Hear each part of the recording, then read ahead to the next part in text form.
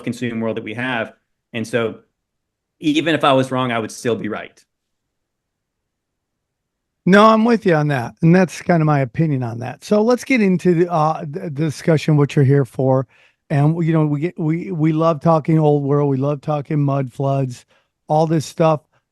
Satan. What are your thoughts on who Satan is, and is it Lucifer? Are these the same entities? Is it Moloch? Is it Kronos? Like, who are these? Who do you think it is? Well, that's interesting. I did a video a while back, and I was basically saying that so where we get Lucifer from is Isaiah 14. And it's like literally it's one of these prophetic books where it's like it's a taunt of the king of Babylon. And so like the Lord's telling Isaiah to take up this taunt. And then and that's when you get O Day Star, son of the dawn. And so the KJV would translate that into a name, which is Lucifer. And so that's where a lot of people say, oh, well, that was the devil's name before he fell.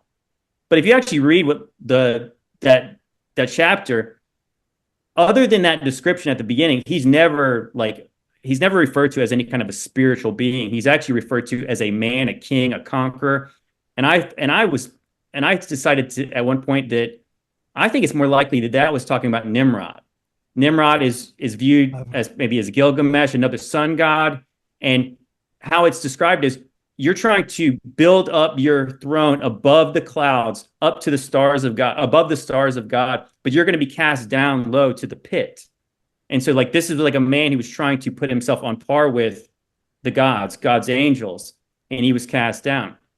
And so that I basically came to this conclusion by in Revelation 9:11, it says that the king of the bottomless pit is Apollyon. So Lucifer and Apollo are obviously described being very similar. So it was my conclusion that Lucifer and Apollo are the same.